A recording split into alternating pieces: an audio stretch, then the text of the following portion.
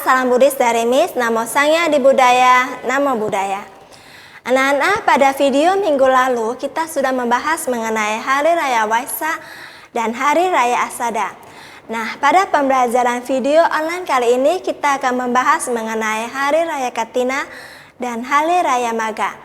Mau tahu bagaimana cerita kelanjutannya? Yuk kita simak video selanjutnya.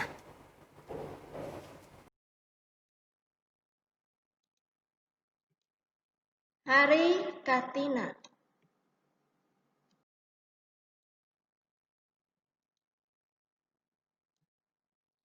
Hari Katina disebut juga Hari Sangha. Sangha adalah perkumpulan biku dan bikuni. Mereka tinggal di vihara dan menjalani kehidupan suci. Biku dan bikuni adalah siswa Buddha yang telah meninggalkan kehidupan rumah tangga. Suatu ketika pada masa Buddha Gautama, 30 biku bermeditasi di dalam hutan dekat kota Pattaya. Mereka mendengar kabar Buddha akan melewati masa musim hujan di Wihara Jetavana di Savatthi. Mereka lalu pergi untuk bertemu dengan Sang Buddha. Mereka ingin melewati musim hujan bersama Sang Buddha. Selama musim hujan, para biku harus berdiam di suatu tempat. 30 biku ini akhirnya tinggal dan bermeditasi di kota Saketa. Musim hujan telah selesai. Mereka melanjutkan perjalanan dan akhirnya bertemu dengan Sang Buddha di Wihara Jetavana. Buddha mengajarkan Dharma kepada mereka. Mereka telah mencapai kesucian.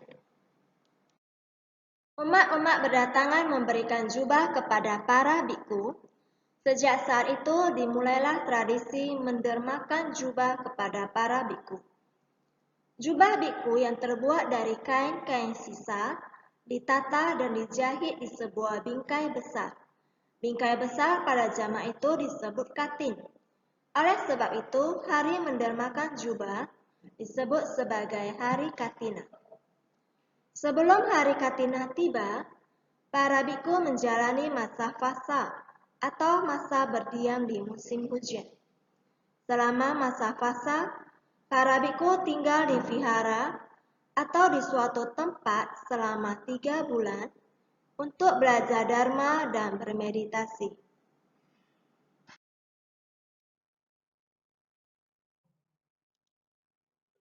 Perayaan Hari Suci Katina.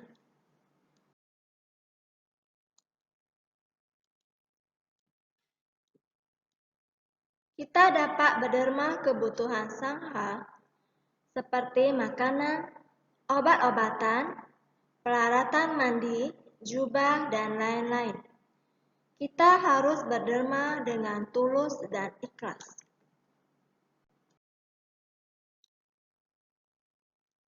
Hari Raya Magha.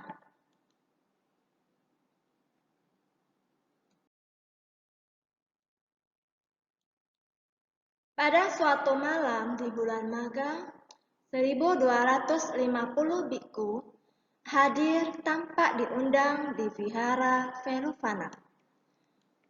1250 biku tersebut adalah Ehi biku. Ehi biku adalah biku yang ditabiskan langsung oleh Sang Buddha. Semua biku ini telah mencapai kesucian tingkat tertinggi. Siswa utama Sang Buddha adalah biku Sariputra dan biku Mahamoggallana. Pada peristiwa Magha, Sang Buddha mengucapkan syair yang berbunyi, tidak melakukan kejahatan, meningkatkan kebajikan, memurnikan batin sendiri, inilah ajaran Sang Buddha.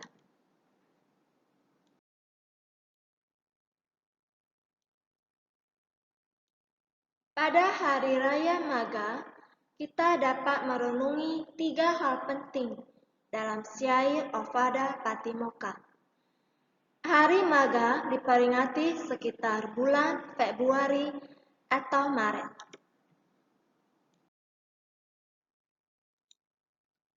Anak-anak, marilah kita renungi makna perayaan Hari Suci Maga dengan membacakan tekad berikut ini.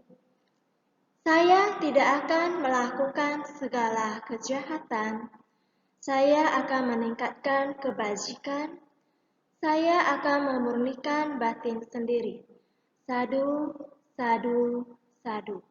Nah, anak-anak, setelah membacakan tekad ini, marilah kita praktekkan dalam kehidupan sehari-hari dengan tidak melakukan kejahatan, perbanyak melakukan kebajikan, memurnikan batin diri kita sendiri.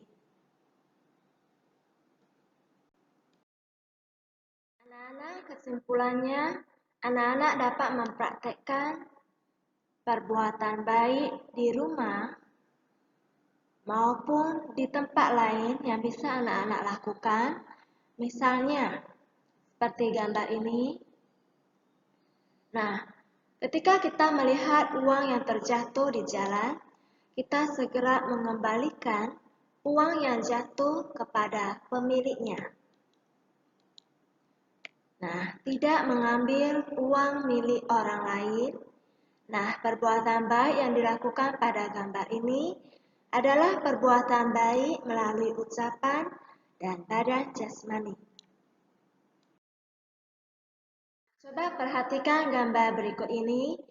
Ini adalah gambar seorang sahabat bersama dengan teman baiknya.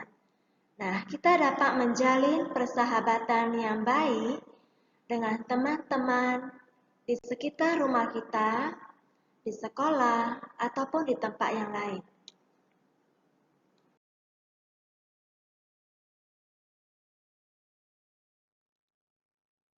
Dalam masa pandemi seperti sekarang ini, tentunya kita tidak boleh keluar dari rumah jika tidak berkepentingan.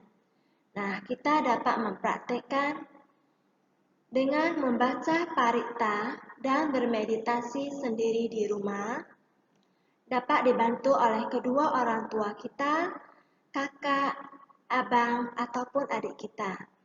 Dengan membaca parita setiap hari dan bermeditasi, kita dapat mengikis segala kekotoran batin yang ada di dalam hati kita. Dan dengan terkikisnya kekotoran batin, maka sifat dari Brahma Vihara kita akan muncul setiap saat. Anak-anak, tentunya anak-anak harus selalu bersemangat belajar di rumah meskipun melalui pembelajaran online. Nah, anak-anak harus selalu mengerjakan tugas yang diberikan oleh guru di sekolah dan juga mengerjakan bahan ujian. Nah, anak-anak tetap bersemangat belajar di rumah ya. Miss selalu mendukungmu. Jika ada yang tidak dimengerti, anak-anak boleh langsung bertanya kepada guru di sekolah melalui aplikasi Telegram. Semangat anak-anak!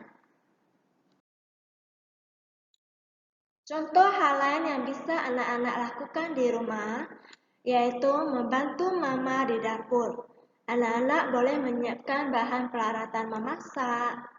Nah, setelah itu anak-anak boleh membantu mamanya memasak di dapur. Jika anak-anak belum pintar memasak, anak-anak boleh mencuci piring atau menyiapkan peralatan sebelum makan. Nah, perbuatan baik ini juga anak-anak bisa praktekkan di rumah loh. Sampai di sini dulu video pembelajaran agama Buddha kelas 3. Kita akan berjumpa lagi di video pembelajaran selanjutnya. Terima kasih, sampai jumpa. Namo Buddhaya.